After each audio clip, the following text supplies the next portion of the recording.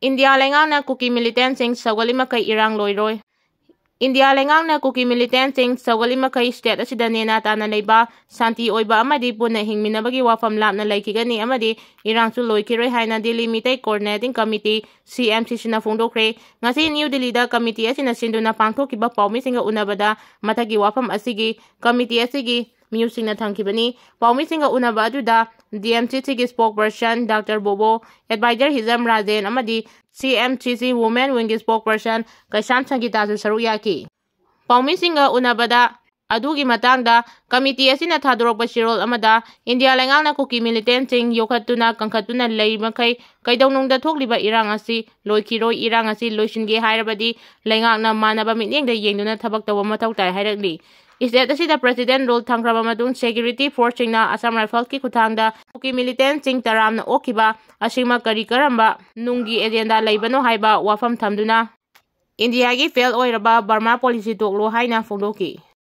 Tongan ba pes tagib de lokotjage, Myanmar gi Sonkon Biles da PDF ki luhong Tauram Amada, military junta na airstrike taubada PDF ki Noi Khara Sire. Haudiki oina exam hanmagi wafam laite, Bosem, High SSLT exam ki ngasi February kun mangada ahum sumo ina tokiba social science subject ki question exam haudringai mamangda social media da thadrokpa thengnaba asigi madangda Bosem gi examination committee na kumna khanaraba madung exam hanba yabagi criteria sudabana haudiki oina exam hanbagi wafam laiti haina Bosem gi secretary S Jitelan chairman phungdoragli wafam masing asi numidang Bosem gi office ta pangthokiba Paugi mifim amada mahangna phongdola duna makata na hai kanaguma miyoi karana Bosem bumingcha thianaba kanglon chumna pangthokliba exam asibu miyamda aranba mawongda uhanaba chatharakliba tabakching asi laibak thibani hiram asigi matangda khudakta Bosem gi maikaidagi cyber crime police station da complaint ama tawkre makata na higher authority da pau pikre atopa investigating agency na pirakpa report ki matung ina khanaraba matungda miyamda makata na khangalakani Haudiki oinadi exam cancel tabagi wafam laite mahiroi sina wakal charang nadana makata ba exam sing saruk yanaba hotnabi haina phongdoki Paumi singna hangba wahangi pau kumpira tuna mahangna makata na hai exam center singda leiriba OC AOC amadi SO sing asi Bosem na kupna khanaraba matungda hapani hana mamangda exam kayada saruk yakraba oza ngaktani makoida singnabagi wafam laite adubu karigumba General Labadi Manipur Prevention of Malpractice High School and Higher Secondary Examination Act 2024 gi matung ina cherak pi na bohonagani haina jo phongdoki.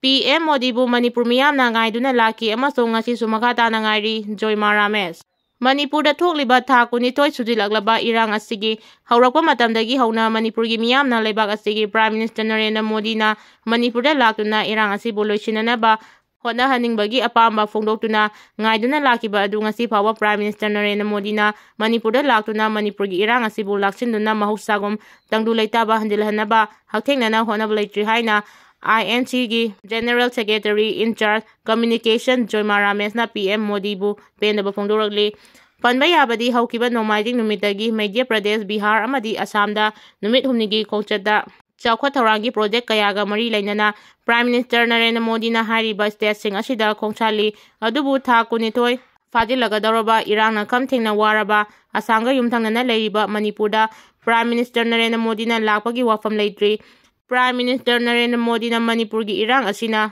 kamthengna waraba mitam miyambu haktengnana yengsinduna mahusagum tangdu leitaba punsi mahingda hanjil halangna bohona de haibagi maral chiraduna Joyma Ramesh na mahaki official microblogging site extra thadropa warol amada leibak asigi Prime Minister Narendra Modi na Manipurga yumthangnariba Guwahati da ahing ama yarektuna mafam aduda pangthokiba thoram amada saruk yari adubu ngasi pawba irang nanglaba Manipurda chatpagi wafam PM Modi gi mafamda leite Manipurda ngasi president rule leibana irangna maram oiduna waraba miyam amuka hena kamthengna awamaisa khangale hainaso Joyma Ramesh na phongdoragli Mahakna makata na phongdorkibada karama matamda Modi na haktengnana Manipurda chatuna Manipurda thokliba tha kunithoi fadilakadorba irang asina wahalaba miyambu haktengnana unaduna pukmen pawminabagi thabak chathagadori Manipur gi miyamna chahi ahumgi mamangda pangthokiba mikalda miyangi mandate piduna sengkiba BJP lengangna Manipur gi miyambu ngaihanduna lakiba adu ngasi sumakata na ngaihanbagi thabak chathari haina Joyma Ramesh na phongdoragli Arambai Tengol ki PRO Robin Mangang Khwarakpam de Abdel Khojage Assam Rifles unare Kuki na sawi Governor unare Kuki na sawi nate Kuki haiba sa sina khaliba wakal chekarino ARN Governor are not Kuki's father property. They don't have a single right to interfere on this. We are Indians and we have got the full right to seek any grievance to the Indian authority. Tengnopal District ki More Police Station ki manung chanba Mojang Village sagi khola gya fagat kre hairi. Thobal SP ki makhada Thobal Bazar akoi bada lambi da post yonba seng yonba yaroina thingba hokre.